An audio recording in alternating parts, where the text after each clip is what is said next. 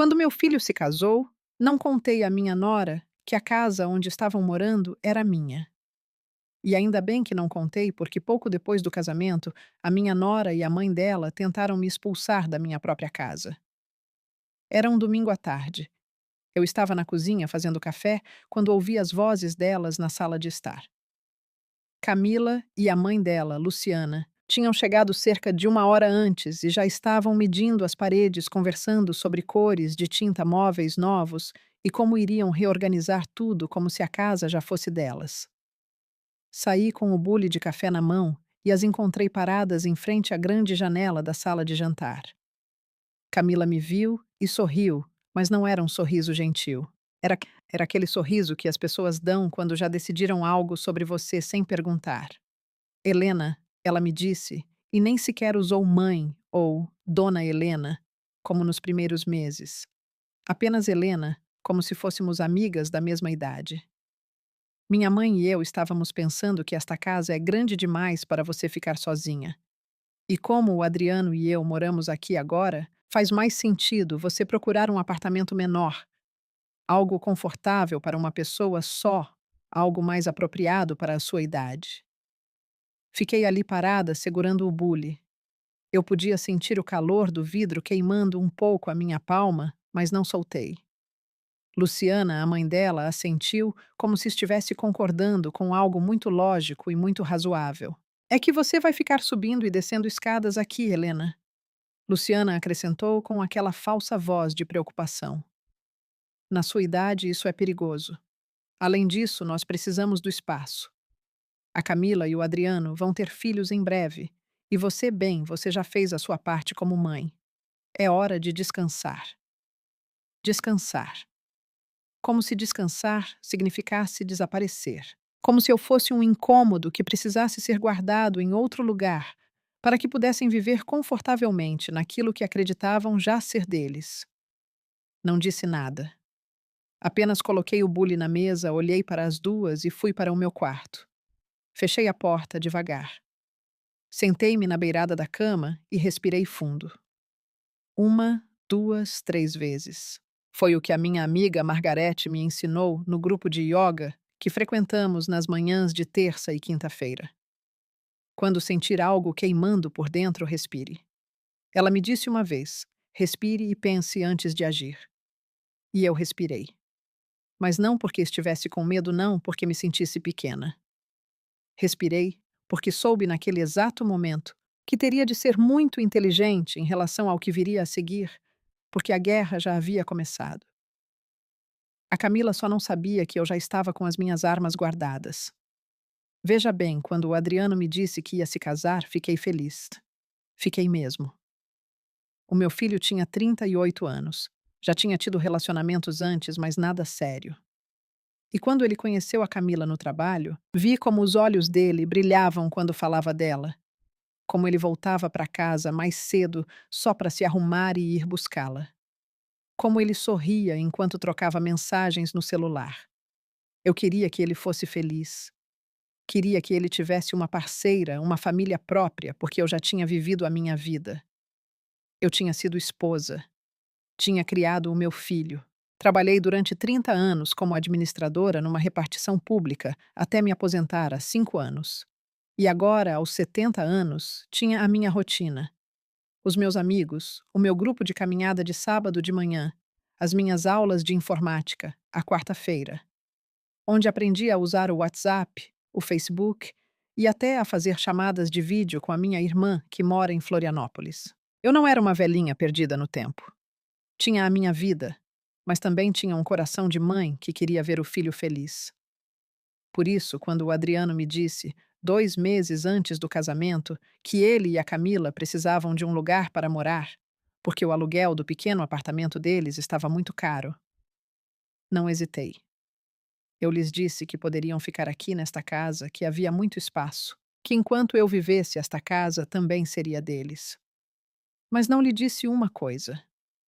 Não lhe disse que a casa ainda estava no meu nome, que os papéis, a escritura, tudo continuava legalmente meu, porque a dada altura cheguei a pensar em transferir a propriedade para ele. Sim, mas algo dentro de mim, algo que não conseguia explicar na época, me disse: espere agora não. E eu esperei. Eu momento bem também bem dito. Eu. E ainda bem que o fiz, porque desde o dia do casamento tudo mudou. Camila chegou com 3 malas gigantes e colocou-as no quarto do Adriano como se fosse a coisa mais natural do mundo. Tudo bem, pensei, são marido e mulher. É normal. Mas depois ela chegou com caixas. Caixas e caixas com as coisas dela, roupas, sapatos, enfeites, quadros, e começou a espalhá-las pela casa toda. Na sala de estar, na sala de jantar, nos corredores. Um dia desci e vi que ela tinha tirado o retrato do meu falecido marido que ficava no hall de entrada. Tinha-o substituído por um espelho grande com uma moldura dourada. Senti um aperto no peito, mas não disse nada. Apenas peguei no retrato, levei-o para o meu quarto e coloquei-o na minha cômoda. O Adriano não disse uma palavra. Acho que ele nem sequer reparou. 2 semanas depois, a Camila começou a mudar os móveis de lugar. A mesinha onde eu guardava as minhas plantas foi levada para a garagem. A poltrona onde eu me sentava para ler à tarde foi empurrada para um canto quase escondida atrás de uma planta enorme que ela trouxe. E quando eu voltava da minha caminhada ou da casa da Margarete, encontrava tudo diferente. Como se todos os dias a minha casa se parecesse menos com a minha casa. Mesmo assim, não disse nada, porque pensava bem, ela também mora aqui agora. Tem o direito de se sentir confortável. Sou a sogra. Não quero ser aquele tipo de sogra que briga por tudo. Quero que o meu filho seja feliz. Como eu fui estúpida. Porque a Camila não estava a tentar sentir-se confortável. Estava a tentar apagar-me. E eu não percebi até ser tarde demais. Ou melhor, até ser tão óbvio que não havia como ignorar. O primeiro grande sinal foi quando ela convidou a mãe para passar uns dias. A Luciana chegou numa sexta-feira à noite com 2 malas e um sorriso de que não gostei desde o início. Era o sorriso de quem sabe algo que você não sabe. Um sorriso de vencedora antes mesmo de o jogo começar. Ah, Helena, que casa adorável você tem, disse ela ao entrar olhando para tudo como se estivesse a avaliar o seu valor. A Camila me disse que há muito espaço aqui. E como estou completamente sozinha desde o meu divórcio, bem pensei em vir passar uns dias para fazer companhia às meninas. Fazer companhia a elas. Não nos fazer companhia a elas. Como se eu já não fizesse parte do grupo. E aqueles dias transformaram-se numa semana depois, em 2 e depois num mês. E a Luciana agia como se fosse a dona do lugar. Levantava-se tarde, deixava as suas coisas espalhadas pela sala, usava a minha casa de banho sem perguntar, usava o meu shampoo, as minhas loções, até as minhas toalhas boas que eu guardava para visitas especiais. E a Camila não dizia nada. Pelo contrário, as duas começaram a fazer planos juntas. Planos sobre a minha casa.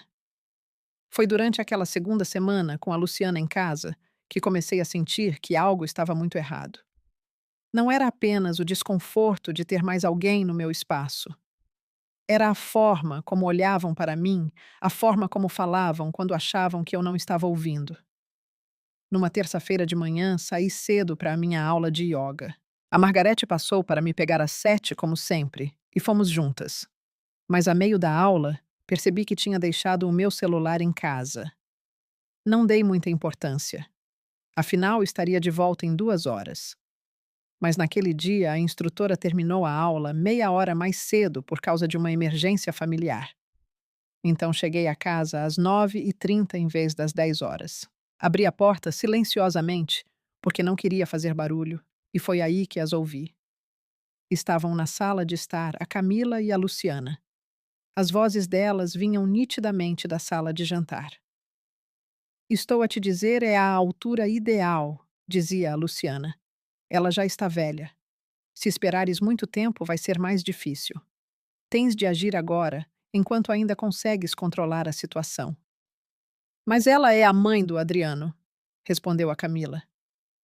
Embora a voz dela não soasse preocupada. Parecia que estava a pensar, a calcular. Não sei como ele vai reagir. O Adriano vai entender, insistiu a Luciana. És a mulher dele. Ele escolheu você. E se lhe explicares direito, se o fizeres ver que é para o melhor, ele ficará do teu lado. Os homens ficam sempre do lado das mulheres quando sabem que elas têm razão. Fiquei paralisada no hall de entrada com a bolsa ainda pendurada no ombro. O meu coração batia tão forte que achei que elas iam ouvi-lo da sala. Além disso, continuou a Luciana, pensa bem, esta casa é enorme. 3 quartos, 2 banheiros completos. Sala de estar, sala de jantar, cozinha grande e um quintal. Para que é que ela precisa de todo este espaço para ela sozinha? É um desperdício. E vocês os dois a quererem ter filhos, a começarem a vida juntos. Faz muito mais sentido ela ir para um lugar pequeno e deixar a casa para vocês. Mas a casa é dela, disse a Camila. E por um segundo achei que ela ia defender alguma coisa, mas depois acrescentou: embora o Adriano tenha me dito que a mãe prometeu que lhe a deixaria um dia. Portanto, tecnicamente já é quase nossa. Quase nossa. Como se a minha casa, a casa pela qual trabalhei 30 anos, a casa onde enterrei as memórias do meu marido, a casa onde criei o meu filho já fosse dela, só porque o meu filho se tinha casado. Então está resolvido, disse a Luciana com aquela voz de quem acaba de ganhar uma discussão. Se ele já sabe que a casa vai ser de vocês, é só uma questão de acelerar o processo. Fala com a Helena com jeitinho. Diz-lhe que andaste a ver uns apartamentos bonitos aqui perto, que ela ficará mais confortável. Assim, não terá de se preocupar em manter uma casa tão grande. E você vai empurrando a pouco e pouco até que ela própria diga que sim. E se ela não quiser? Perguntou a Camila. Então torna-se a vida dela desconfortável, respondeu a Luciana e a sua voz tornou-se fria. Muda as coisas dela de lugar, toma conta dos espaços dela, faz com que sinta que já não tem lugar aqui. Os velhos cansam-se depressa, não gostam de conflitos. Se lhe fizeres a vida negra, ela vai querer ir embora por vontade própria. Senti algo quebrar-se dentro de mim. Não foi tristeza, não foi surpresa. Foi clareza. Clareza absoluta sobre o que estava acontecendo, sobre o que vinha a acontecer há semanas. Virei-me devagar, saí de casa sem fazer barulho e fiquei de pé na calçada. Respirei 1, 2, 3 vezes. Depois peguei no meu celular e liguei a Margarete. Helena, o que se passa? Esqueceste de alguma coisa? Margarete, eu disse, e a minha voz saiu mais firme do que eu esperava. Podes vir me buscar. Preciso falar com você. Você está bem? Sim, mas preciso de sair daqui agora mesmo. A Margarete não fez mais perguntas. Chego aí em 10 minutos. Fiquei à espera na esquina da minha rua até ver o carro dela. Entrei e, antes que ela me pudesse perguntar alguma coisa, disse: vamos tomar o café da manhã. Vou te contar tudo. Fomos a uma lanchonete perto do mercado municipal, um lugar sossegado que vende pão na chapa e um bom café preto. Sentamo-nos numa mesa ao fundo e contei-lhe tudo. Desde o dia em que a Camila sugeriu que eu saísse até a conversa que tinha acabado de ouvir a Margarete, ouviu-me em silêncio. Quando terminei, pôs a mão sobre a minha e apertou-a.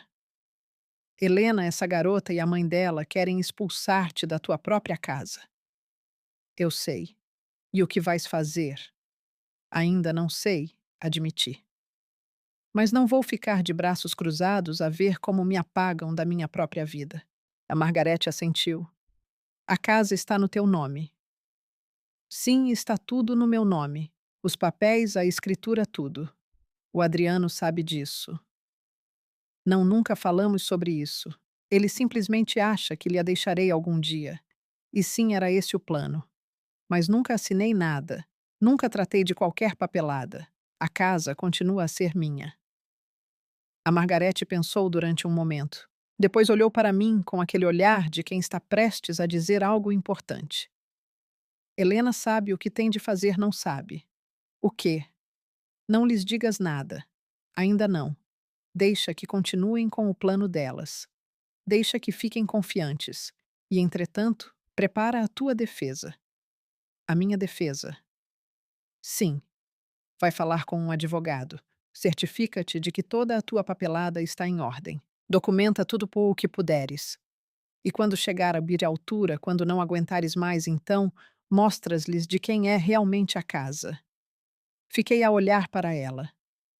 A Margarete tem 72 anos, é 2 anos mais velha do que eu, mas sempre foi a mais inteligente. Foi professora primária durante 40 anos. Sabe como lidar com situações difíceis. Sabe quando falar e quando ficar calada. Acha que devo fazer isso? Acho que tem de se proteger, Helena.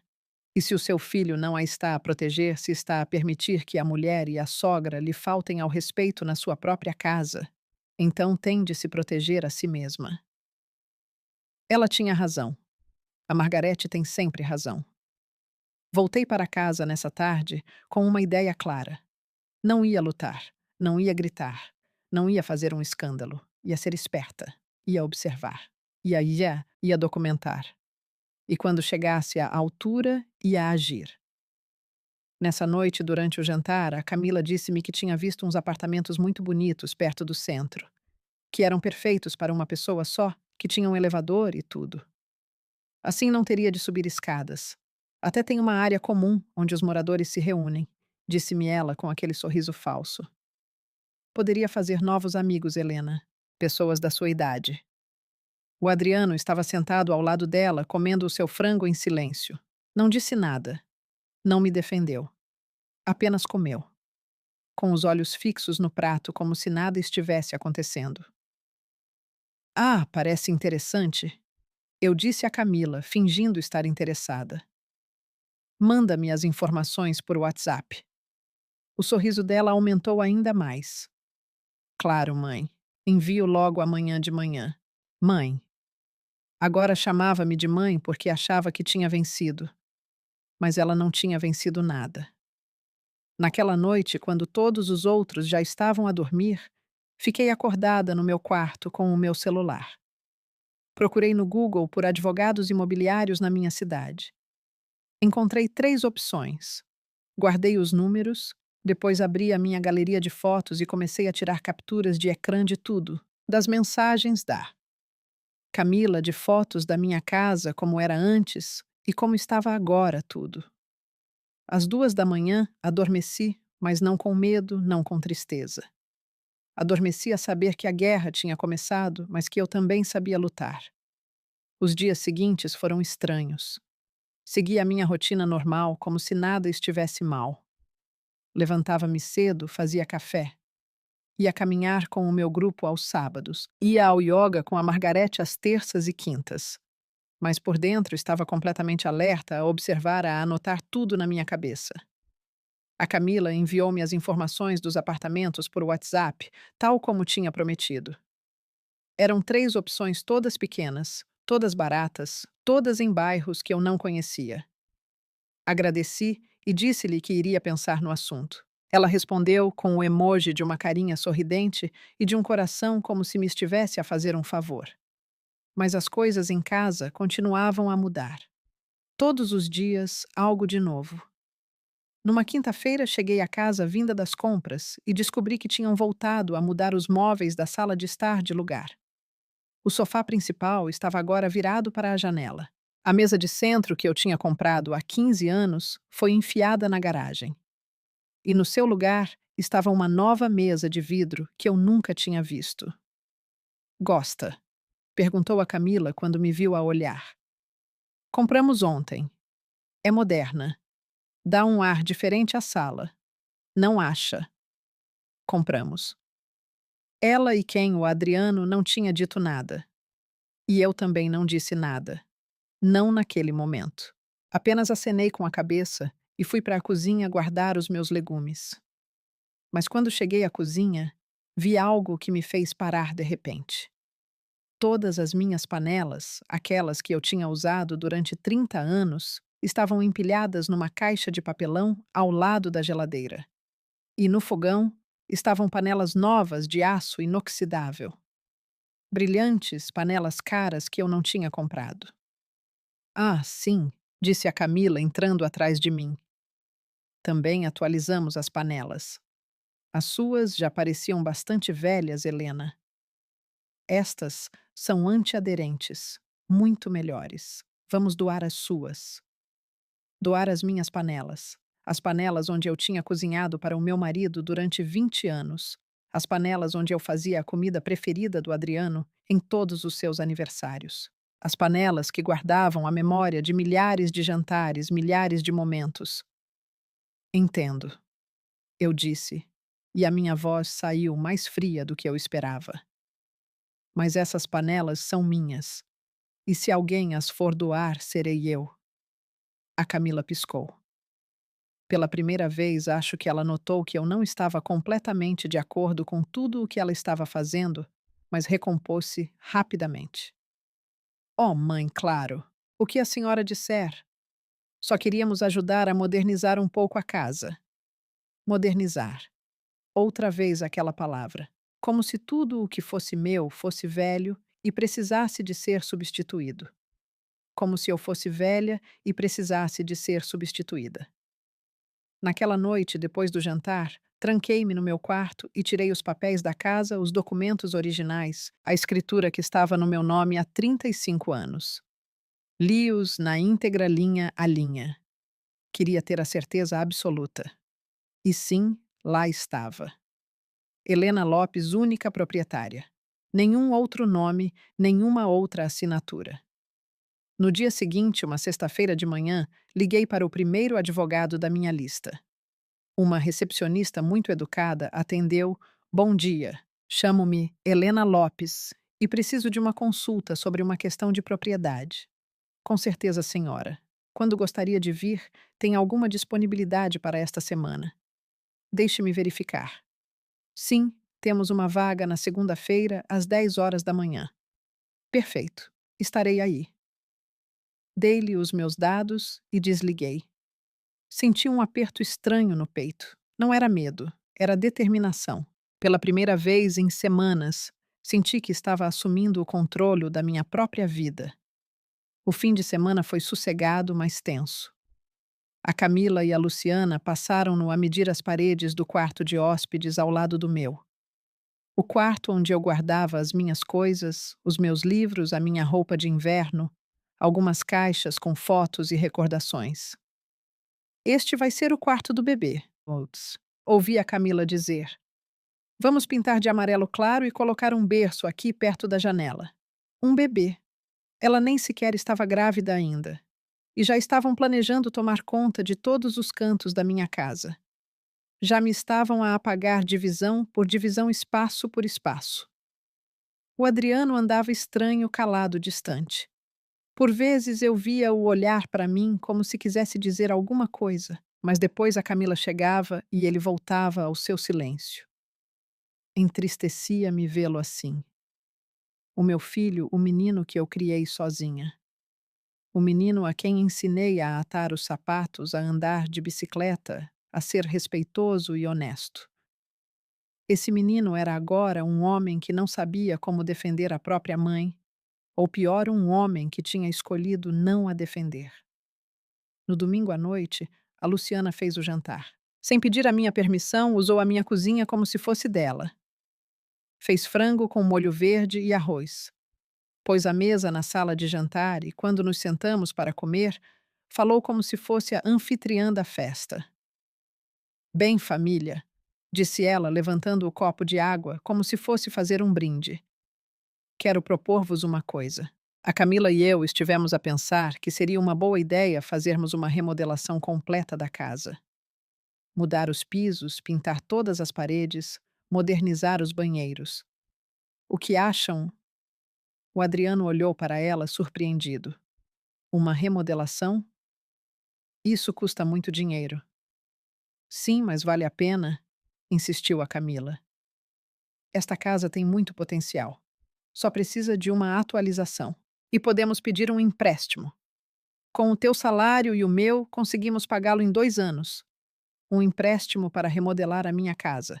A casa que ainda era minha. E o que acha a mãe? Perguntou o Adriano, virando-se para olhar para mim pela primeira vez em todo o jantar. Todos olharam para mim. A Camila com aquele sorriso que já não me enganava. A Luciana com um olhar de desafio, à espera que eu dissesse alguma coisa para poder atacar.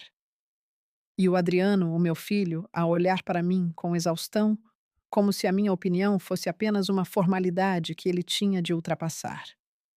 Acho, eu disse lentamente, escolhendo cada palavra com cuidado, que uma remodelação é uma obra muito grande e muito cara e que devíamos pensar muito bem no assunto antes de decidir. Mas, mãe, insistiu o Adriano, se a casa vai ser minha um dia de qualquer maneira, não é. A senhora mesma me disse isso, portanto faz sentido investir nela agora. Assim, quando eu a herdar, já estará bonita. Lá estava a verdade a vir ao de cima por si só. O Adriano acreditava que a casa já era praticamente sua, que era apenas uma questão de tempo, e a Camila e a Luciana tinham se aproveitado dessa crença para construir todo o seu plano. Sim, Adriano, eu disse, mantendo a calma. Um dia esta casa poderá ser tua, mas esse dia ainda não chegou. E enquanto esse dia não chegar, as grandes decisões sobre esta casa são tomadas por mim. Fez-se um silêncio constrangedor. A Camila parou de sorrir. A Luciana apertou os lábios e o Adriano olhou para mim confuso, como se eu tivesse acabado de dizer algo completamente inesperado. Então não quer que façamos a remodelação? Perguntou a Camila, e a voz dela já não era doce. Era cortante. Eu não disse isso, respondi. Disse que é algo em que temos de pensar, com calma, sem pressas. Mas nós moramos aqui, interrompeu a Luciana. E lá estava, o verdadeiro veneno a sair finalmente. Nós também temos o direito de opinar sobre o aspecto da casa onde moramos. Nós, como se ela também morasse ali permanentemente. Como se ela tivesse algum direito sobre a minha casa. Claro que tenho o direito de opinar, eu disse, levantando-me da mesa. Mas eu tenho o direito de decidir porque esta casa é minha. E fui para o meu quarto. Fechei a porta e, pela primeira vez em semanas, senti algo parecido com poder com controlo. Na segunda-feira de manhã, vesti-me cedo. Vesti a minha blusa rosa preferida, aquela que a Margarete me deu no ano passado. Pus um pouco de maquiagem, arranjei o cabelo. E às 9h30 saí de casa sem dizer a ninguém para onde ia. O escritório do advogado ficava no centro, num edifício de 4 andares. Apanhei o elevador para o terceiro andar e bati a porta que dizia Escritório de Advocacia Dr. Henrique Silva Direito Civil e de Família. Um homem na casa dos 50 anos, com óculos e um sorriso simpático, atendeu-me. Dona Helena, entre, por favor. Sente-se. Diga-me como a posso ajudar. E ali sentada, do outro lado daquela secretária, cheia de livros e pastas, contei-lhe tudo desde o início, desde o dia em que o Adriano se casou até ao jantar de domingo. Mostrei-lhe os papéis da casa. Expliquei-lhe que nunca tinha assinado nada a ceder a propriedade, que tudo continuava em meu nome. O Dr. Henrique ouviu-me com atenção, tirando notas num bloco de apontamentos jurídicos.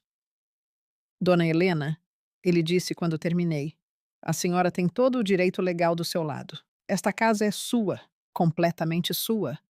E ninguém, absolutamente ninguém, a pode obrigar a abandoná-la ou a ceder a sua propriedade se não o quiser. Nem mesmo o seu filho. Nem mesmo o seu filho.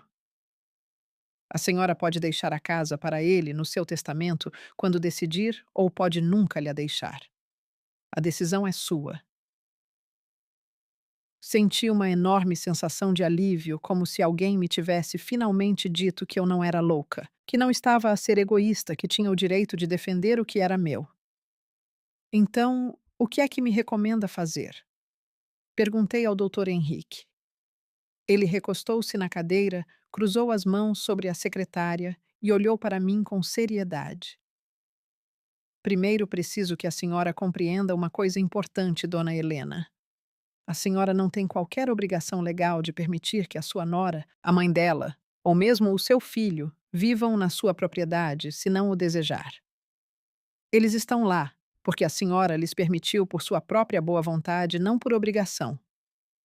Mas o Adriano é meu filho, eu sei, e compreendo que esta é uma situação emocionalmente delicada, mas legalmente a senhora tem todas as cartas na manga.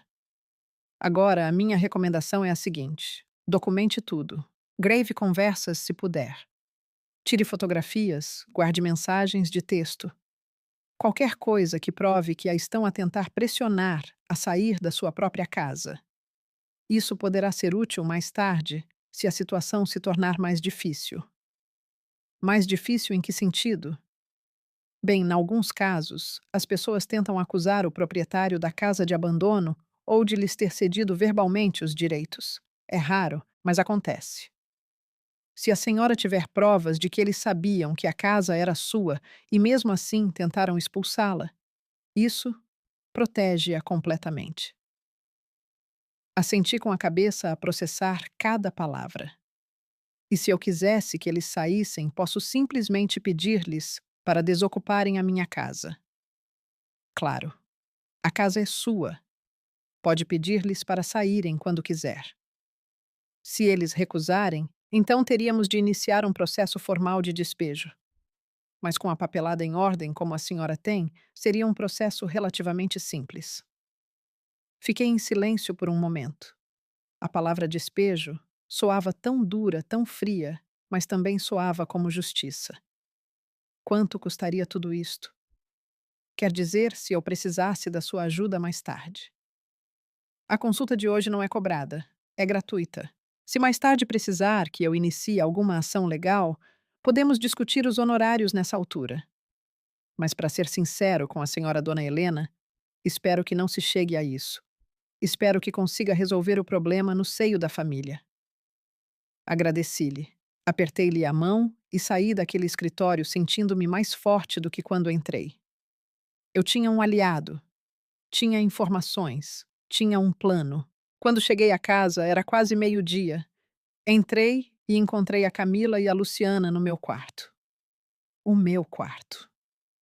A porta estava escancarada e elas estavam a revistar o meu guarda-roupa. O que estão a fazer? Perguntei da porta e a minha voz soou mais alta do que eu esperava. A Camila deu um salto assustada. A Luciana nem sequer pestanejou. Ah, Helena, você nos assustou, disse a Camila, pondo a mão no peito. Estávamos apenas a olhar para a sua roupa. Tem tantas coisas que já não usa, não é?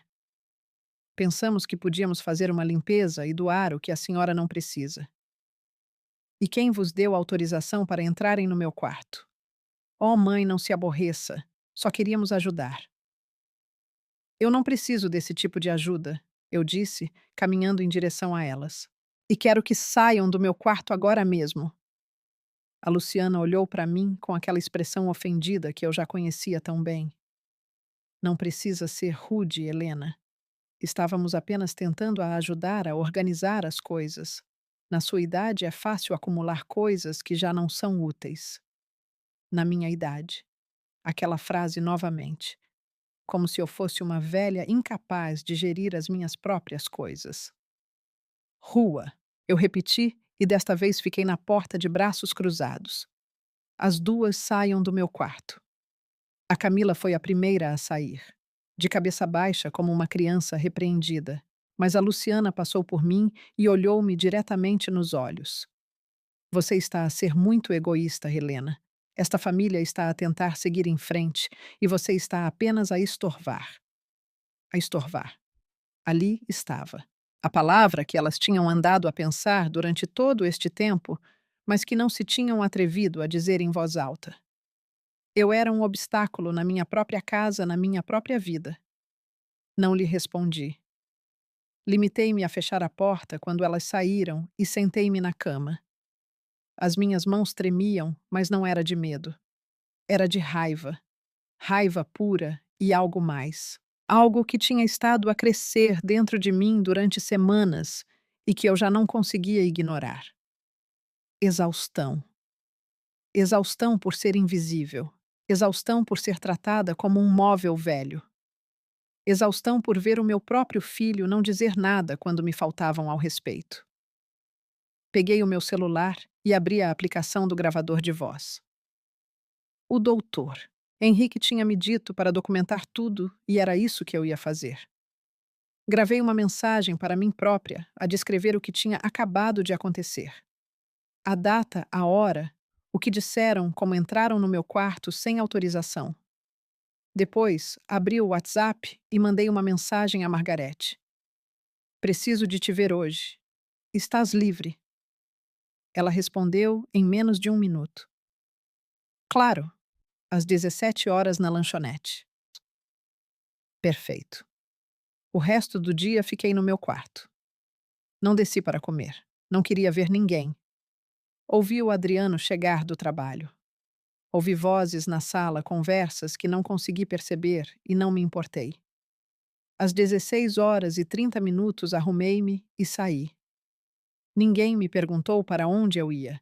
Nem sequer levantaram os olhos quando passei pela sala. A Margarete já estava na lanchonete quando cheguei. Ela viu-me entrar e percebeu imediatamente que algo tinha acontecido. O que se passou, Helena? Sentei-me à frente dela e contei-lhe tudo. A visita ao advogado, o que ele me disse. O que tinha acontecido com a Camila e a Luciana no meu quarto. Tudo. A Margarete ouviu em silêncio, acenando ocasionalmente com a cabeça. Quando terminei, ela suspirou profundamente. Helena, você sabe o que tem a fazer. O quê? Tem de as pôr fora de sua casa, as duas. A Camila e a mãe dela. Mas a Camila é casada com o Adriano. Não quero saber. Essa garota e a mãe dela estão a faltar-lhe ao respeito na sua própria casa. E o seu filho não está a fazer nada para a proteger. Por isso tem de se proteger a si mesma. Mas se eu expulsar a Camila, o Adriano vai com ela. Talvez vá, talvez não vá. Mas sabe de uma coisa. Helena, se o seu filho escolhe uma mulher que a maltrata em vez da própria mãe, então deixe-o ir. Porque um filho que não a defende, que não a respeita, que permite que a senhora seja tratada desta maneira, esse filho já a perdeu há muito tempo. As palavras dela doeram porque eram verdadeiras. O Adriano já não era o menino que eu criei. Era um homem que tinha escolhido o caminho mais fácil, o silêncio, o conforto de não se meter em problemas. E no processo, tinha me abandonado. Não sei se consigo fazê-lo. Admiti e senti as lágrimas começarem a formar-se nos meus olhos. Sim, consegue, disse a Margarete, pegando na minha mão. Você é a mulher mais forte que eu conheço. Criou o seu filho sozinha. Trabalhou durante 30 anos. Pagou por aquela casa com o seu próprio trabalho duro. E agora uma garota que apareceu há uns meses atrás quer levar tudo. Vai deixar que ela faça isso? Não. Então. Então vou lutar. A Margarete sorriu. Isso é que é falar. Naquela noite voltei a casa com uma decisão tomada. Mas não ia agir imediatamente. Ainda não. Primeiro, precisava que elas cavassem as suas próprias sepulturas. Precisava que ficassem tão confiantes, que fizessem algo tão óbvio, tão flagrante, que não houvesse forma de o Adriano as defender. E não tive de esperar muito. 2 dias depois, numa quarta-feira à tarde, cheguei à casa da minha aula de informática e encontrei a Camila na sala de estar a falar ao celular. Quando me viu entrar, baixou a voz, mas não desligou. Sim, mãe, estou a dizer, está quase na hora. É só uma questão de tempo. Não, ela ainda não disse nada, mas está a ceder. Sim, quando ela for embora, vamos mudar tudo. Já falei com um empreiteiro para vir ver a remodelação. Ele calcula que sejam uns 70 mil reais para fazer tudo direitinho. Não te preocupes, nós arranjamos o dinheiro com o empréstimo. A casa vai ser nossa de qualquer maneira. O meu sangue gelou. 70 mil reais num empréstimo para remodelar a minha casa. A casa que eles pensavam que já era deles. A Camila viu-me ali parada e apressou-se a desligar. Ligo-te mais tarde, mãe. Tchau. Olhou para mim com um sorriso nervoso. Ouviu aquilo. Sim, é que... Bem, já falamos com o Adriano e ele concorda. Vamos pedir o empréstimo na semana que vem. A casa vai ficar linda, Helena. Vai ver. E alguém me ia consultar. Bem é que o Adriano disse que a senhora já tinha aceitado que a casa ia ser dele. Aceitar que pode ser dele um dia não é o mesmo que dizer que é dele agora. Eu disse com a voz mais afiada do que eu pretendia. E eu definitivamente não dei autorização para que ninguém pedisse um empréstimo em meu nome. Não vai ser em seu nome, a Camila esclareceu rapidamente. Vai ser em nome do Adriano. Um empréstimo de 70 mil reais para remodelar uma casa que não é dele. A Camila calou-se. Pela primeira vez, acho que ela viu algo nos meus olhos que a assustou. Helena, só queremos melhorar a casa. Não, eu disse lentamente. Você quer apagar-me. Quer que eu me vá embora. Quer ficar com o que eu construí. Mas você vai ter uma surpresa. E fui para o meu quarto antes que ela pudesse responder. Naquela noite, durante o jantar, o Adriano tocou no assunto. Mãe, a Camila disse-me que a senhora ficou aborrecida com a história do empréstimo. Eu não fiquei aborrecida, Adriano. Fiquei preocupada porque estão a planear gastar 70 mil reais numa casa que ainda é minha, sem sequer me perguntarem. Mas, mãe, a senhora disse que a casa seria minha um dia. Um dia, Adriano, um dia. Não hoje, não na semana que vem. E enquanto esse dia não chegar, eu continuo a ser a proprietária. Continuo a decidir o que se faz e o que não se faz nesta casa. A Camila meteu-se na conversa. É que já não sabemos o que é que a senhora quer, Helena. Às vezes parece que a senhora quer que nós vamos embora. E lá estava a armadilha. À espera que eu dissesse que sim, que queria que se fossem embora para poderem fazer-se de vítimas. Mas eu estava a aprender a jogar este jogo. Eu não quero que vocês se vão embora, disse eu com calma. Eu só quero respeito. Respeito na minha própria casa. Depois desse jantar, as coisas mudaram. A Camila e a Luciana pararam de fingir. Acabaram-se os falsos sorrisos e as tentativas de serem simpáticas.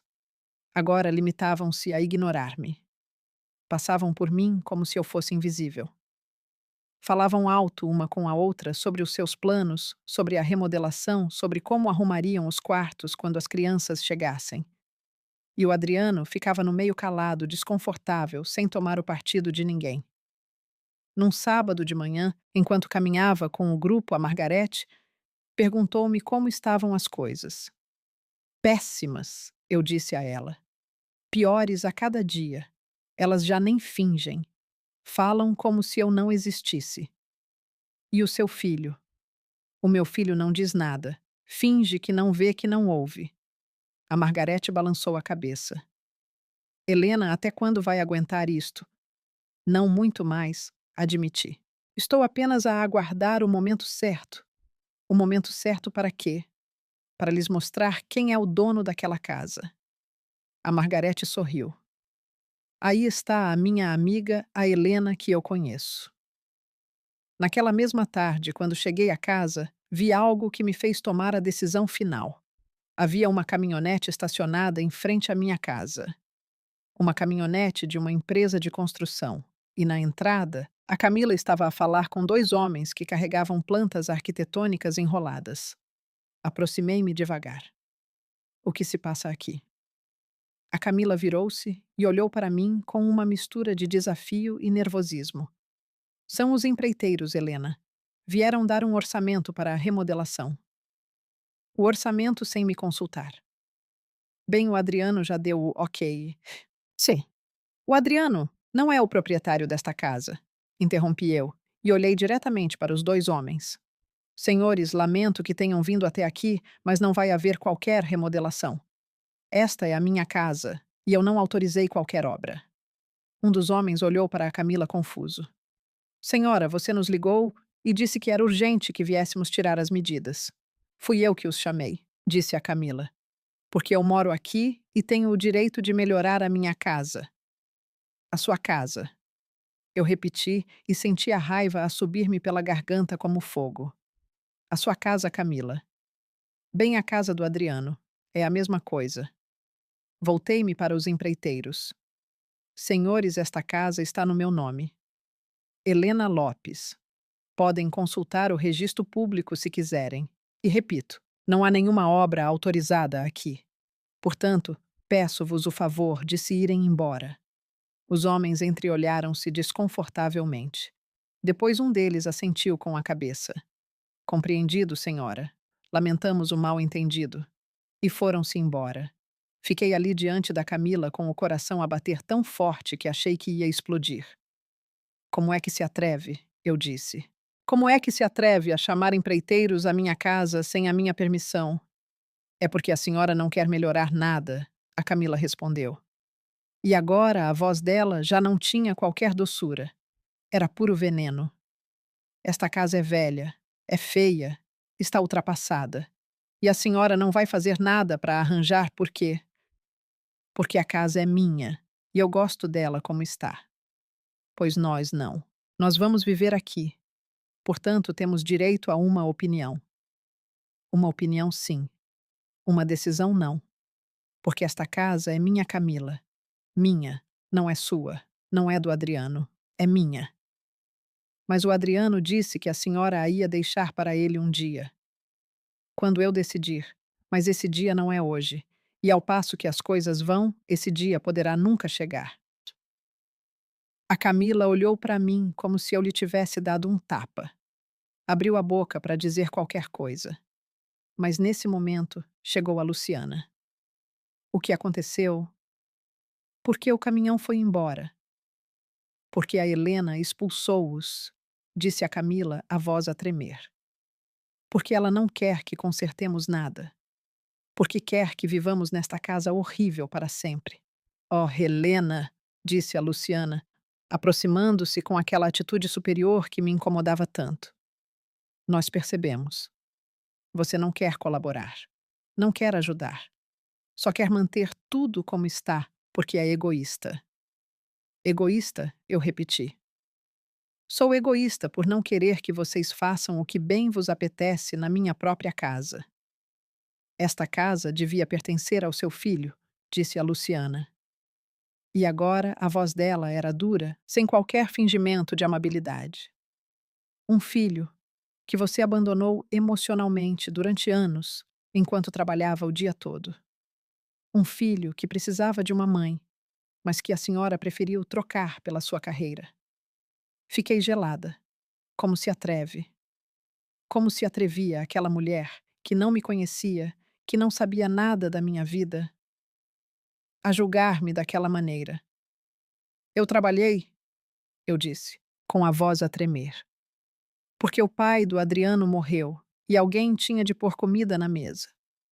Trabalhei durante 30 anos para lhe dar uma educação, roupa, um teto sobre a cabeça dele. Trabalhei para comprar esta mesma casa. E agora você vem aqui, sem ter feito nada, sem ter contribuído com nada, dizer que sou uma mamãe. Eu não disse que era uma mamãe, ripostou a Luciana. Eu disse que o abandonou emocionalmente. E é verdade. É por isso que o Adriano está conosco agora, porque nós cuidamos dele. Fazemo-lo sentir-se amado. Olhei para as duas. Para a Camila com os olhos a brilharem de raiva. Para a Luciana com aquele sorriso cruel, a desfrutar de cada segundo da minha dor. E percebi uma coisa muito claramente. Isto já não tinha a ver apenas com a casa. Tinha a ver com a minha destruição completa. Desapareçam da minha frente, disse eu num tom de voz baixo. As duas, agora. Esta casa também é nossa, insistiu a Camila. Não, não é. E se não desaparecerem da minha frente neste exato momento, eu mesma vos expulsarei. Não sei o que viram nos meus olhos, mas algo as fez recuar. Foram para a sala de estar e eu fui diretamente para o meu quarto. Tranquei a porta. Sentei-me no chão e chorei. Chorei de raiva. Chorei de tristeza. Chorei pelo meu filho que não estava ali para me defender. Chorei por todos os anos em que trabalhei sozinha, sacrifiquei-me sozinha e lutei sozinha para lhe dar uma vida decente.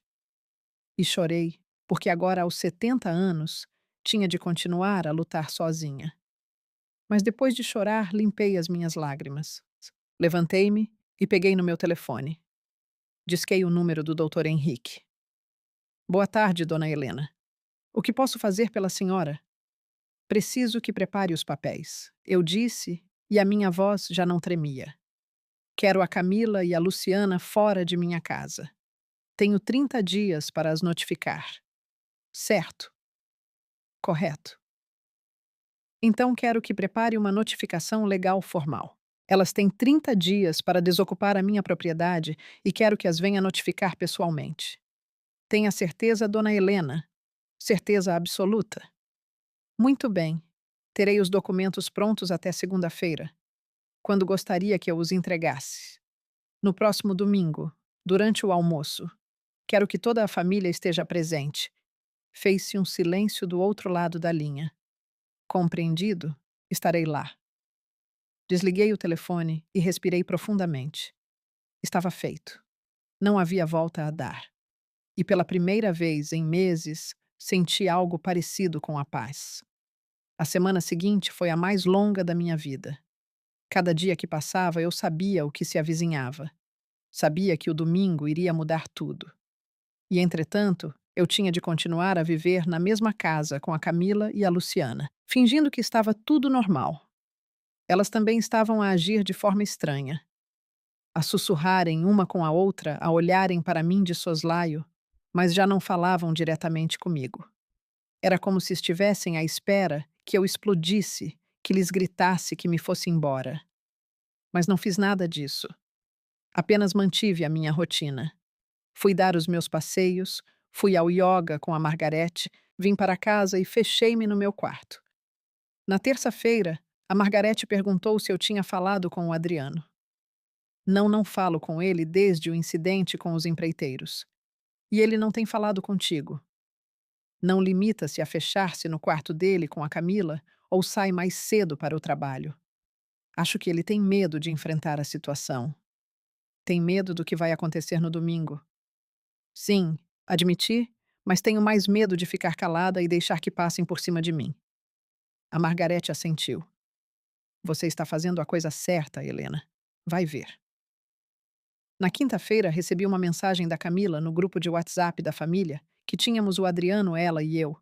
Foi estranho porque ninguém escrevia lá há semanas. Família, proponho fazermos um almoço especial este domingo. O almoço é por minha conta. Quero que passemos um bom momento todos juntos. Li a mensagem 3 vezes. Um almoço especial agora mesmo. Era demasiada coincidência. Ou estava a planear alguma coisa, ou queria genuinamente fazer as pazes. Mas depois de tudo o que tinha acontecido, eu já não acreditava nas boas intenções dela. O Adriano respondeu: Parece-me bem. O que vamos comer, Camila? Vou fazer o teu frango assado preferido com batatas. E para sobremesa, aquele pavê que tu adoras. Não respondi. Apenas deixei a mensagem visualizada. Sexta-feira à noite, enquanto estava deitada na cama, navegando no meu telefone, ouvi vozes na sala de estar. Eram a Camila, a Luciana e o Adriano. Falavam alto, como se já não se importassem que eu as ouvisse. O domingo vai ser perfeito. A Luciana estava-te a dizer: bem, mostrar-lhe-emos que somos uma família unida e que, se ela quiser continuar a fazer parte desta família, tem de cooperar. E se ela não cooperar? Perguntou o Adriano. Então teremos de tomar medidas mais drásticas, respondeu a Camila.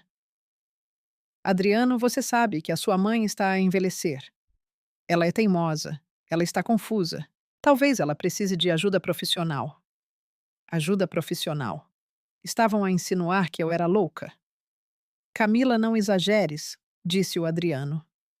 Mas a voz dele soou fraca, pouco convicta.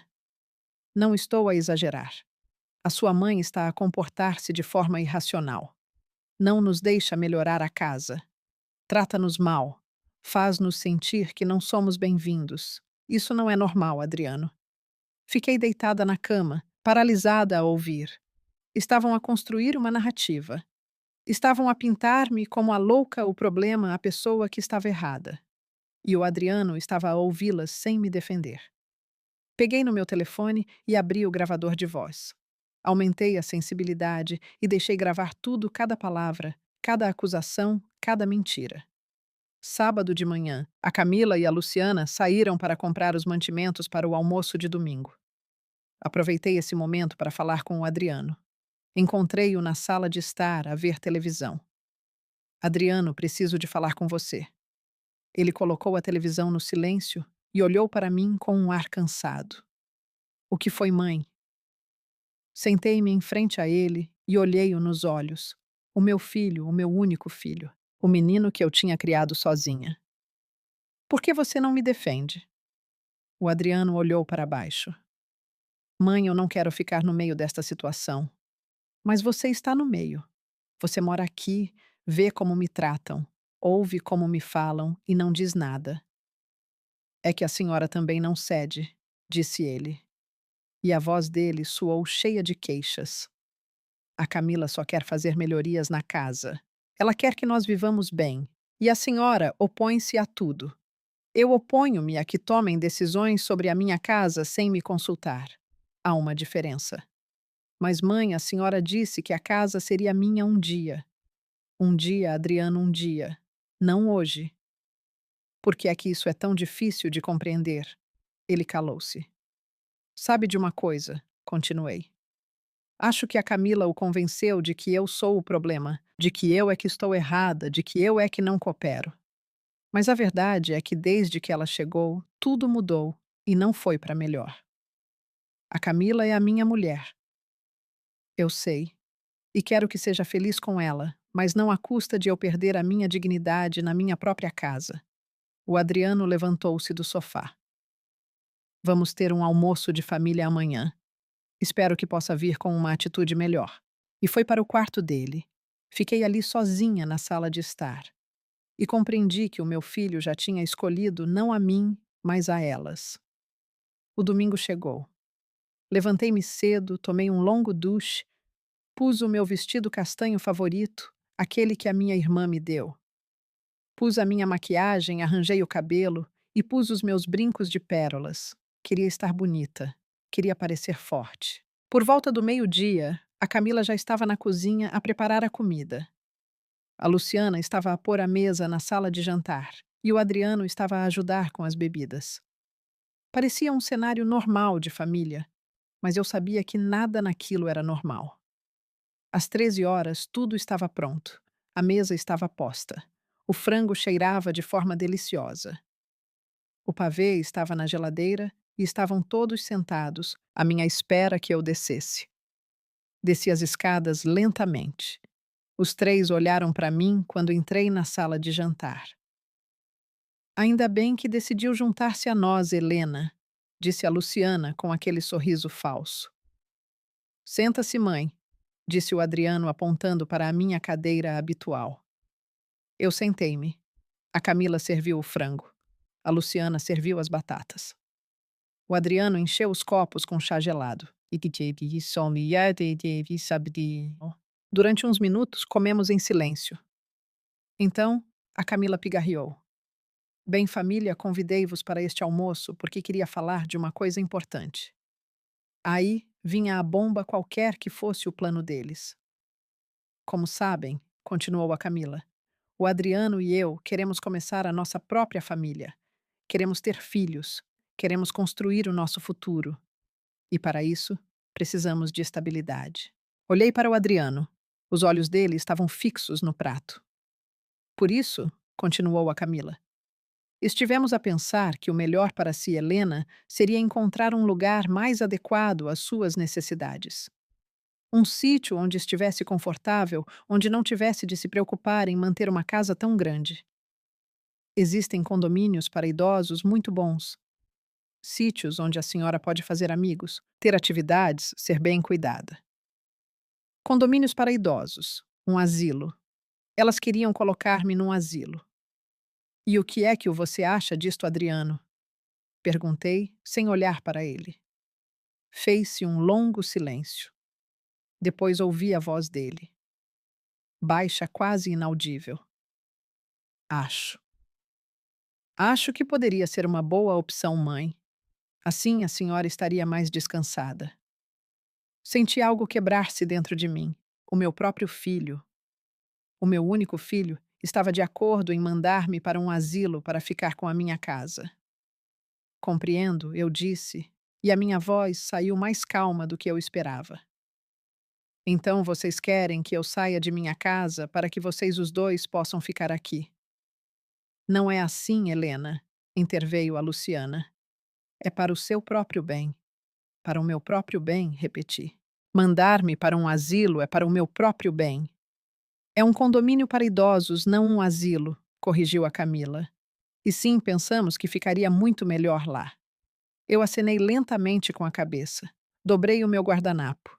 Coloquei-o na mesa e levantei-me. Para onde vai? Perguntou o Adriano. Abrir a porta. Alguém chegou. Quem? Nesse exato momento, a campainha tocou. Fui até a porta e abria. Lá estava o doutor Henrique de Pasta na mão com uma expressão séria no rosto. Boa tarde, dona Helena. Boa tarde, doutor Henrique. Entre, por favor. O doutor Henrique entrou e caminhou atrás de mim até a sala de jantar. A Camila, a Luciana e o Adriano olharam para nós confusos. A atmosfera mudou instantaneamente. Já não havia sorrisos, apenas tensão. Quem é o senhor? Perguntou a Camila, levantando-se. Família, disse eu com a voz firme. Quero vos apresentar o doutor Henrique Silva. Ele é o meu advogado. Vi a cor desaparecer do rosto da Camila. A Luciana ficou sentada e paralisada na sua cadeira. E o Adriano olhou para mim de olhos arregalados, a processar o que eu tinha acabado de dizer. O seu advogado, repetiu o Adriano. Para que é que a senhora precisa de um advogado, mãe? Para proteger o que é meu, respondi. Por favor, sentem-se todos. O doutor Henrique tem uma coisa para vos entregar. Ninguém se mexeu. O doutor Henrique abriu a sua pasta e tirou 3 envelopes brancos. Colocou-os na mesa. Boa tarde, disse ele num tom de voz profissional. O meu nome é Henrique Silva e sou o representante legal de Dona Helena Lopes. Estou hoje aqui para vos entregar uma notificação oficial. Notificação de quê? Perguntou a Luciana e a sua voz já não soava tão confiante. O doutor Henrique abriu o primeiro envelope e começou a ler. Por meio desta carta, serve a presente para notificar as senhoras Camila Torres e Luciana Torres de que tem um prazo de 30 dias de calendário a contar de hoje para desocupar o imóvel situado em... Espere aí o quê? Interrompeu a Camila. Desocupar. Permita-me terminar. O advogado continuou. O imóvel situado na Rua das Acácias, número 847, que é propriedade única e exclusiva da senhora Helena Lopes, de acordo com a escritura pública, número 2456, do Registro de Imóveis. A senhora Lopes, no seu direito de proprietária, decidiu revogar a permissão para que as pessoas acima mencionadas residam na sua casa. Ela não pode fazer isso, gritou a Luciana saltando da cadeira. A minha filha é casada com o Adriano. Esta é a casa deles. Não, senhora, respondeu o doutor Henrique calmamente. Esta casa é propriedade de Dona Helena Lopes. A sua filha e o marido viveram aqui pela boa vontade da proprietária, mas essa boa vontade pode ser revogada a qualquer momento. A Camila voltou-se para mim com os olhos cheios de raiva. Como é que você pôde fazer-nos isto? Nós somos a sua família. Família? Repeti eu, e senti a minha voz falhar um pouco. Vocês queriam mandar-me para um asilo para me tirar a minha casa. Isso é que é ser família. Mas a casa ia ser do Adriano, insistiu a Camila. Ia ser algum dia, quando eu decidisse. Mas vocês não conseguiam esperar. Queriam expulsar-me antes de tempo. Queriam apagar-me da minha própria vida. O Adriano estava em estado de choque, a olhar para os papéis na mesa, como se não pudesse acreditar no que estava acontecendo. Mãe, a senhora está mesmo a fazer isto. Sim, Adriano, estou mesmo. E eu também me vai expulsar. Fiquei a olhar para ele. O meu filho, o menino que eu tinha criado, o homem que me tinha decepcionado. Isso depende de ti, disse eu. A Camila e a mãe dela têm 30 dias para sair. podes ficar se quiseres, mas se decidires ir com elas, essa será a tua decisão. A senhora não me pode separar da minha esposa, gritou o Adriano. Não o estou a separar de ninguém. Estou a dar-lhe uma escolha. A Luciana avançou para mim a apontar o dedo. Você é uma velha egoísta, amargurada e solitária. Foi por isso que o seu marido morreu. Para fugir de você. Senti o ar faltar nos pulmões, como se as palavras dela tivessem sido agressões físicas. Mas antes que eu pudesse responder, o Dr. Henrique interveio. Senhora, aconselho-a vivamente a moderar a sua linguagem. Qualquer ameaça ou agressão verbal contra a minha cliente pode e será usada contra vós se esta situação evoluir para um processo judicial. Processo judicial. A Camila riu-se, mas era um som nervoso e desesperado. Helena, isto é ridículo. Você não nos vai levar a tribunal. Você não tem o dinheiro. Você não tem a força. Estão a subestimar-me, respondi. Sempre me subestimaram. Acharam que eu era uma velha tola que os ia deixar fazer o que quisessem. Mas vocês estavam enganados. O Dr. Henrique entregou um envelope a cada um. Aqui estão as vossas notificações. Tem 30 dias. Recomendo que procurem aconselhamento jurídico, se assim o desejarem. Mas digo-vos já que a documentação de Dona Helena é irrefutável. Esta casa é legalmente dela, e ela tem todo o direito de decidir quem mora aqui. A Camila pegou o envelope com as mãos a tremer. A Luciana atirou o dela para cima da mesa. Isto não acabou, desdenhou a Luciana. Nós vamos lutar contra isto. Vamos provar que você é incompetente, Helena, que não está no seu perfeito juízo, que precisa de um tutor. Tentem, eu disse. E pela primeira vez em meses senti-me poderosa. Tenho 70 anos, mas a minha mente está perfeitamente sã. Os meus exames médicos estão atualizados. Tenho testemunhas de como vocês me trataram. Tenho gravações das vossas conversas. Tenho tudo o que preciso para provar que são vocês quem estão erradas e não eu. A Luciana calou-se. A Camila desatou a chorar. Adriano diz alguma coisa. Ela choramingou agarrando no braço do meu filho. Não deixes que a tua mãe nos faça isto. O Adriano olhou para mim. Pela primeira vez em meses, ele olhou-me realmente nos olhos. Mãe, a senhora quer mesmo fazer isto? Quer mesmo destruir esta família? Eu não a estou a destruir, Adriano. Ela já estava destruída.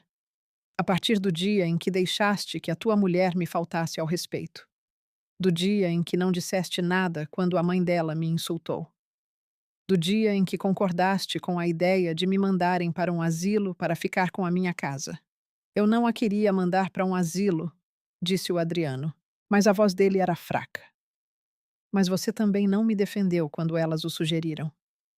Você ficou calado. E isso, filho, dói mais do que qualquer insulto. A Camila largou o braço do Adriano e enfrentou-me diretamente. Quer saber de uma coisa? Vou-me embora. Vou-me embora desta casa horrível e desta velha amargurada. Mas leva o seu filho comigo porque ele me ama a mim e não a você. Fiquei calada à espera que o Adriano dissesse alguma coisa, à espera que ele me defendesse. Nem que fosse uma última vez. Mas ele não o fez. Adriano disse a Camila: Vamos fazer as malas. Vamos embora hoje. Não fico nem mais um dia nesta casa. O Adriano olhou para mim uma última vez. Vi dor nos olhos dele. Vi confusão. Vi medo. Mas não vi coragem. Não vi a força para fazer a coisa certa. Desculpe, mãe, disse ele num tom de voz baixo. Mas ela é a minha esposa. Tenho que ir com ela. E lá estava a decisão final. O meu filho a escolher a mulher que me maltratou em vez da própria mãe. Muito bem, eu disse. E senti algo dentro de mim a fechar-se, como uma porta a trancar-se para sempre. Você tem razão. Ela é a sua esposa. E você tem de fazer as suas escolhas. Lembre-se apenas de que a decisão foi sua também, e não minha. A Camila, a Luciana e o Adriano subiram as escadas. Ouvi-os a mexerem-se pelos quartos, a arrastar as malas, a abrirem as gavetas, a falar em voz baixa. O doutor Henrique colocou-me a mão no ombro. Está tudo bem, dona Helena? Sim, menti. Estou bem. A senhora fez o que era certo. Não deixe que a façam sentir-se culpada. Obrigado, doutor Henrique. Se precisar de alguma coisa, seja o que for, ligue-me. Aqui tem o meu cartão com o meu número pessoal. Peguei no cartão e pus no meu bolso. O advogado foi-se embora e eu fiquei ali parada na sala de jantar, a ouvir os sons do meu filho, a empacotar a vida dele para ir embora da minha casa. Foram-se embora na mesma tarde. 2 horas depois do Dr. Henrique ter saído, o Adriano desceu com 3 malas grandes. A Camila levava 2 sacos cheios de roupa e a Luciana levava uma caixa com coisas da cozinha. As minhas coisas, as panelas que ela tinha querido doar. Isso é meu, eu disse, apontando para Tchakish. A Luciana olhou para mim com desprezo, mas deixou cair a caixa no chão. Fique com as suas velharias, disse ela. Nós não precisamos delas. A Camila passou por mim sem olhar. Foi diretamente para a rua onde um táxi as esperava. A Luciana seguiu-a.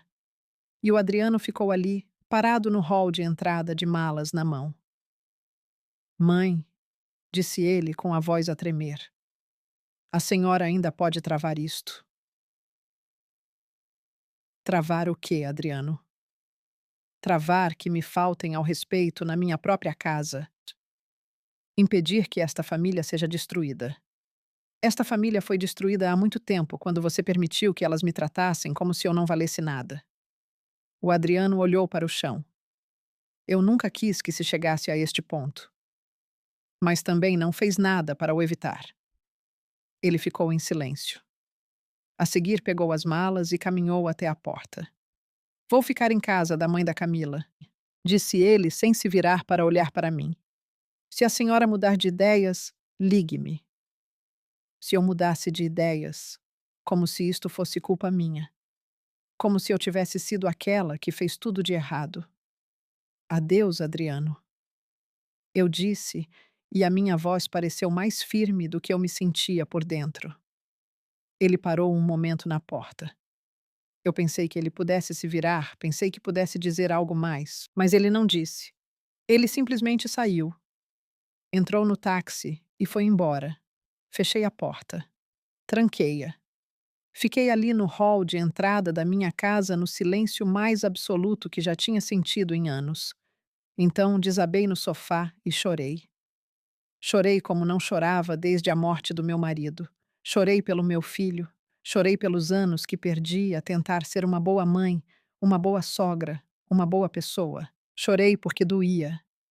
Doía no fundo da minha alma saber que o meu único filho não me tinha escolhido. Não sei quanto tempo fiquei ali sentada. Talvez 1 hora, talvez 2, até o meu telefone tocar. Era a Margarete. Helena, como correu? Eles já foram embora, eu disse com a voz embargada. Todos eles, o Adriano também. Oh, minha amiga, eu estou a ir para aí. Não, Margarete, eu estou bem, eu só. Preciso estar sozinha. Tenha certeza. Tenho a certeza. Mas eu não estava certa. Não estava bem. Estava devastada, porque uma coisa é tomar a decisão correta e outra muito diferente é viver com as consequências dela. Não consegui dormir nessa noite. Fiquei deitada, acordada, a olhar fixamente para o teto do meu quarto, a pensar em tudo na forma como cheguei a esse ponto, em se tinha tomado a decisão correta em se defender a minha casa. Valia a pena, se isso significava perder o meu filho. Os dias seguintes foram estranhos. A casa estava silenciosa. Um silêncio que me assustava no princípio. E depois lentamente começou a parecer-se com a paz. Eu me levantava quando queria. Tomava o café da manhã na cozinha sem ouvir comentários sobre a minha comida. Sentava-me no meu sofá, no meu lugar, sem que ninguém o tivesse movido. Mas também me sentava para ver televisão e virava-me para comentar algo com o Adriano e ele não estava lá. Fazia arroz e punha sempre uma porção a mais, porque ainda não me tinha acostumado a cozinhar para uma pessoa só. E à noite, quando me ia deitar, o peso do silêncio parecia uma pedra sobre o peito. Na quarta-feira, fui ao yoga com a Margarete. Ela abraçou-me e mal me viu. Como é que você está a sobreviver? Eu disse. O Adriano já te ligou. Não, e eu também não liguei para ele. Tem vontade de ligar para ele, todos os dias. Mas eu não o vou fazer porque se eu lhe ligar agora, ele vai achar que me arrependi. E eu não estou arrependida. Dói-me, mas não estou arrependida. A Margarete assentiu com a cabeça. Você é tão corajosa, Helena. Eu não me sinto corajosa. Sinto-me sozinha. Mas você continua de pé e isso é que importa. Na sexta-feira, recebi um telefonema de um número desconhecido. Atendi com cautela. Senhora Helena Lopes. Sim, quem fala? Daqui fala o advogado Fernandes. Eu represento a senhora Camila Torres. A minha cliente instruiu-me a contatá-la para negociarmos os termos da notificação de desocupação. Não há nada a negociar, eu disse. Eles têm 30 dias. É isso. Dona Helena, a minha cliente está disposta a chegar a um acordo. Estão a passar por um momento financeiro difícil. Precisam de mais tempo para encontrar um lugar adequado. Isso não é problema meu. Dona Helena, devo lembrá-la de que o seu filho também foi afetado por esta decisão. A senhora não se importa com o bem-estar do seu próprio filho. Senti a raiva subir-me pela garganta. O meu filho tomou a decisão dele e agora tem que viver com as consequências. Os 30 dias estão a correr. Se precisar de mais informações, pode falar com o meu advogado, o Dr. Henrique. Boa tarde. E desliguei. As minhas mãos tremiam, mas senti-me forte. Pela primeira vez, senti-me forte. Sábado de manhã, durante a minha caminhada com o grupo, uma das senhoras perguntou sobre o Adriano. E o seu filho, Helena, já não o vemos há algum tempo. Ele já não vive comigo? Eu disse simplesmente. Ah, foi morar com a esposa. Sim.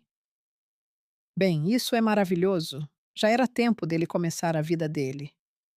Sim, repeti, embora por dentro sentisse que estava a mentir a mim mesma. No domingo fui à igreja. Eu já não ia lá há anos, mas nessa manhã senti que precisava estar num sítio onde pudesse pensar, onde pudesse rezar, onde pudesse pedir a alguém que me dissesse que tudo ia ficar bem. Sentei-me bem lá atrás, num banco vazio. O pastor falou sobre o perdão, sobre como perdoar não significa esquecer, sobre como o perdão se trata de libertar do peso do ressentimento. Saí de lá sem respostas, mas com uma pergunta clara. Será que conseguiria perdoar o Adriano, sem lhe permitir que me magoasse de novo? Nessa tarde, enquanto estava sentada na sala de estar a ler um livro, a campainha tocou. Abri a porta e encontrei o Adriano na varanda. Ele parecia cansado, com olheiras profundas, mais magro. Oi, mãe, disse ele num tom de voz baixo. Olá, Adriano. Posso entrar? Pensei por um segundo. Depois dei um passo para o lado. Entra. Fomos para a sala de estar e sentamo-nos, ele no sofá grande. Eu na minha poltrona preferida, aquela que a Camila queria jogar fora. Eu vim conversar com a senhora, ele disse. Estou ouvindo. Mãe, estes últimos dias, andei a pensar muito sobre tudo o que aconteceu, sobre como chegamos a este ponto. Esperei em silêncio. E acho que cometi um erro. Senti algo a mexer-se no meu peito, mas não disse nada, ainda não. Eu errei em não a ter defendido, ele continuou. Errei em permitir que a Camila e a mãe dela a tratassem daquela maneira. Errei ao achar que a senhora era o problema, quando o problema era sempre eu por ser covarde, por não querer encarar a situação. As lágrimas começaram a correr-lhe pelas bochechas. Perdoe-me, mãe. Por favor, perdoe-me. Eu olhei para ele, para o meu filho, o menino que eu tinha criado, o homem que me tinha decepcionado, e o homem que estava agora diante de mim destroçado pedindo perdão. Adriano, eu disse lentamente, Eu o perdoo. Mas perdoá-lo não significa que as coisas voltem a ser como eram. Ele levantou a cabeça. O que é que a senhora quer dizer? Quero dizer que se você quiser voltar a morar aqui há condições. Que condições? A Camila e a mãe dela nunca mais põem os pés nesta casa. Nunca. Você pode voltar, mas elas não podem. O Adriano ficou em silêncio. E se eu quiser continuar com a Camila? Essa é uma decisão sua. Mas se ficar com ela, você não vive aqui. Mãe, ela é a minha esposa. Eu sei. E você tem de decidir o que é mais importante para ti. O Adriano apenas olhou para mim. Os olhos dele estavam cheios de lágrimas. Abriu a boca para dizer algo, depois fechou-a. Levantou-se do sofá e caminhou até a janela. Eu não consigo acreditar que me estás a obrigar a escolher, disse ele com a voz embargada. Eu não te estou a obrigar a escolher, Adriano. Você já escolheu há semanas atrás, quando as deixou tratar-me como lixo na minha própria casa. Agora apenas estou a dizer-lhe as consequências dessa escolha. Ele voltou-se para mim. E se eu te dissesse que me vou divorciar da Camila? Você faria isso? Ele ficou calado. E nesse silêncio, eu encontrei a minha resposta. Adriano, não quero que tomes decisões por obrigação. Não quero que volte para aqui só porque não tem mais para onde ir. Quero que volte porque você compreende verdadeiramente o que fez de errado. Porque você quer genuinamente mudar. Eu quero mudar, mãe. Então mude, mas faça-o por você, não por mim, não por esta casa, por você. O Adriano aproximou-se e ajoelhou-se diante de mim. Pegou as minhas mãos nas dele. Mãe, eu juro que vou resolver isto. Eu vou falar com a Camila. Vou impor limites. Vou. Adriano, interrompi eu. O que você vai fazer ou deixar de fazer com a Camila é problema seu. Eu já tomei a minha decisão e a minha decisão é viver em paz com ou sem você. Eu tinha dito. Finalmente disse em voz alta. E embora doesse também me libertou. O Adriano largou-me as mãos e levantou-se. Limpou as lágrimas às costas da mão. Então é assim que vamos acabar. Separados. Não sei, filho. Isso depende de você. Das decisões que vai tomar agora, se você aprende com isto ou se continua a ser o mesmo homem que me permitiu ser humilhada. Ele ficou ali, sem saber o que mais dizer. Depois acenou lentamente com a cabeça e caminhou até a porta. Eu ligo-lhe, ele disse antes de sair. Está bem. E ele voltou a partir. Mas desta vez foi diferente. Desta vez não senti que ele ia embora de vez.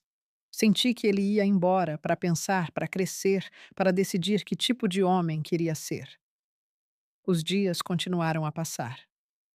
Uma semana, 2 semanas, 3 semanas. O Adriano ligava-me de poucos em poucos dias. Conversas curtas, constrangedoras no princípio, e depois um pouco mais naturais. Como é que você está, mãe? Estou bem, filho. E você? Estou a me ajeitar, a procurar um apartamento. Sozinho. Fez-se silêncio. Sim, mãe. Sozinho. Eu não perguntei mais nada. Não era o meu lugar. Mas algo dentro de mim sentiu-se aliviado. Ao fim de 4 semanas exatas, a Camila e a Luciana voltaram para vir buscar o resto das suas coisas. Elas vieram num pequeno caminhão de mudanças. Eu deixei-as entrar, mas fiquei na sala de estar a observar. Não falei com elas. Não facilitei em nada a vida delas.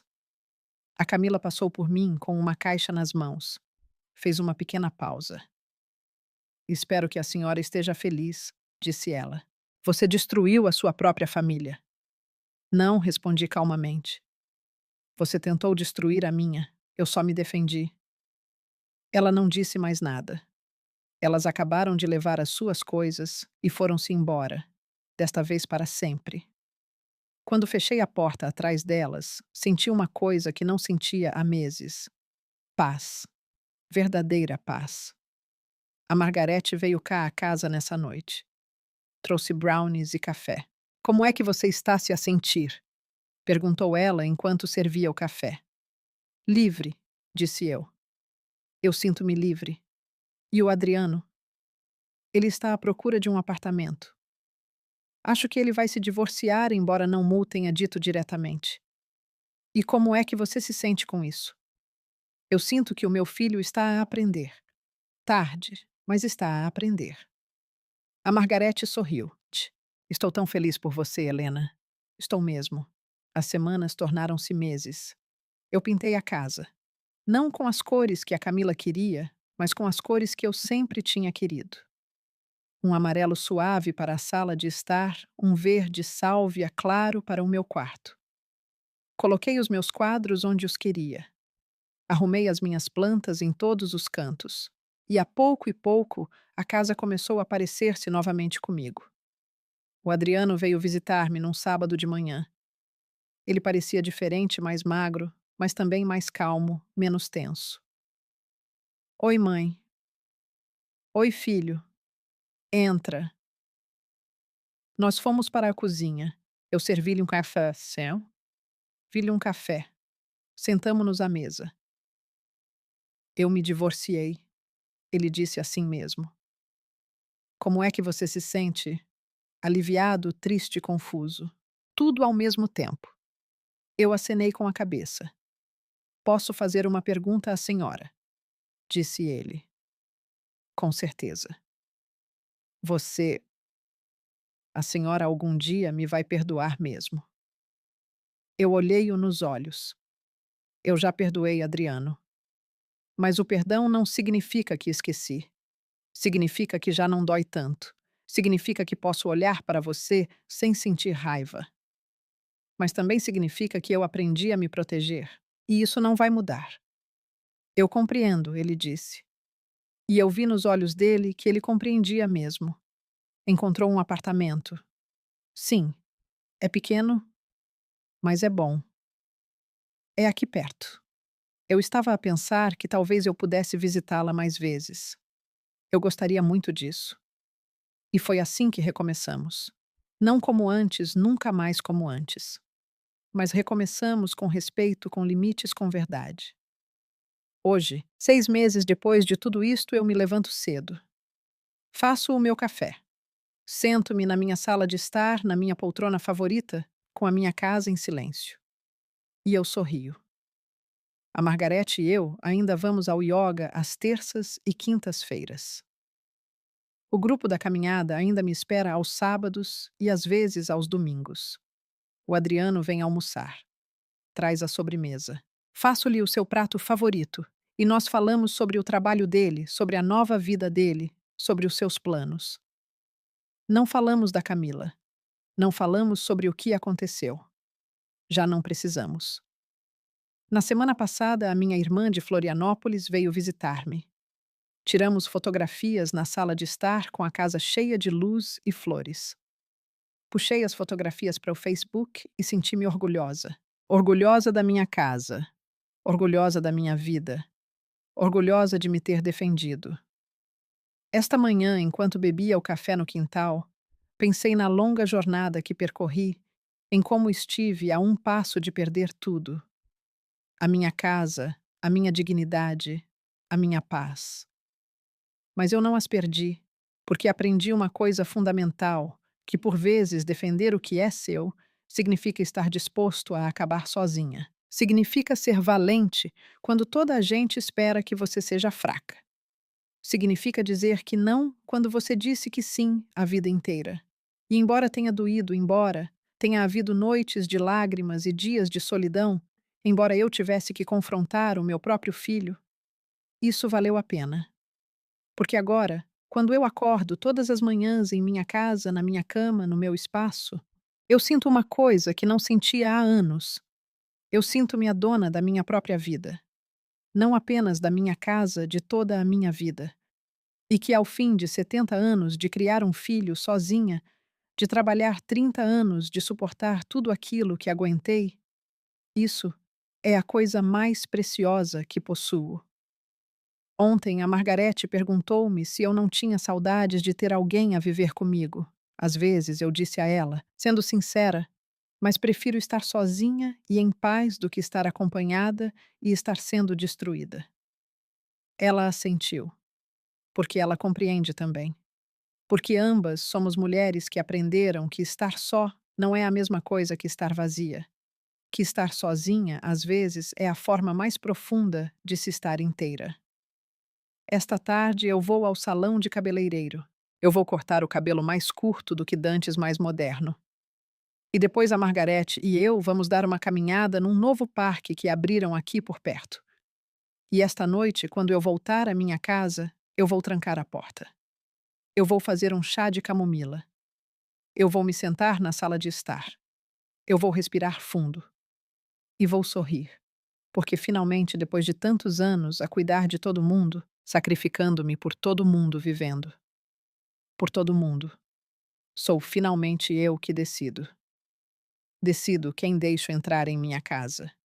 Decido quem eu deixo entrar em minha vida.